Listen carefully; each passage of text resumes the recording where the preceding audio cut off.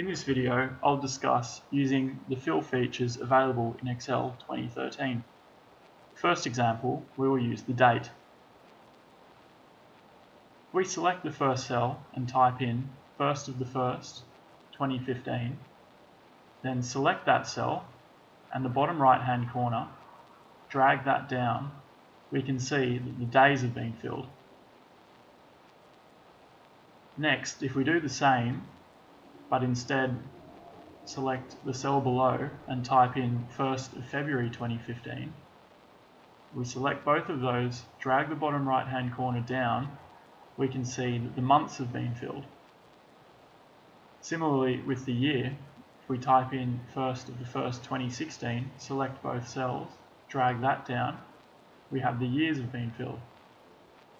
Now, as there are many ways to do the same thing in Excel, if we type the 1st of the 1st 2015, drag the bottom right hand corner down and click on the little box at the bottom, we can see that we have fill days, fill weekdays, fill months and fill years. The default is fill days, fill weekdays only fills weekdays, fills months and fills the years. Now, using a numerical example, if we fill the first cell with 1, select that cell, bottom right hand corner and drag it down, we can see that instead of filling a series, it has filled the numbers. If we click on that autofill options box, like I've previously discussed, and select fill series, we can see that it's now gone 1 to 10.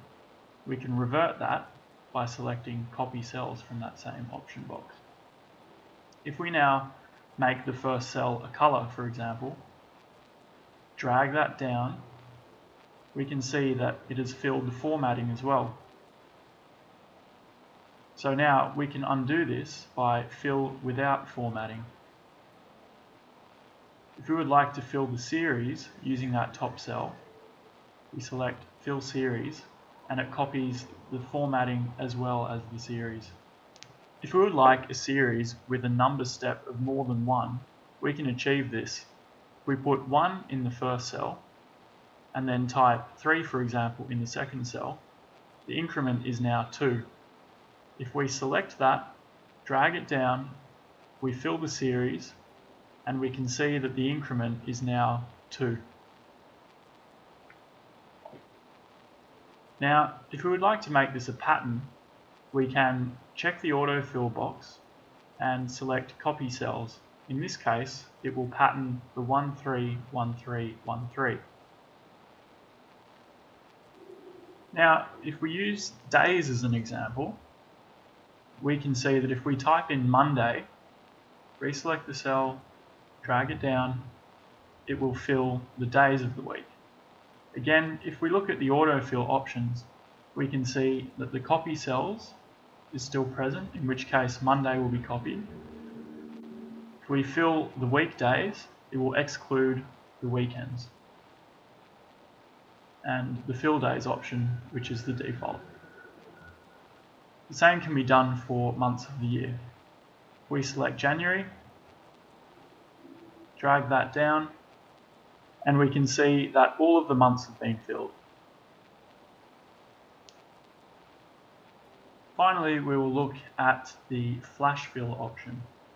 Now, if we were to fill 3 rows of column A and B, with column A being first name and B being second name, and we don't correctly format the names, i.e.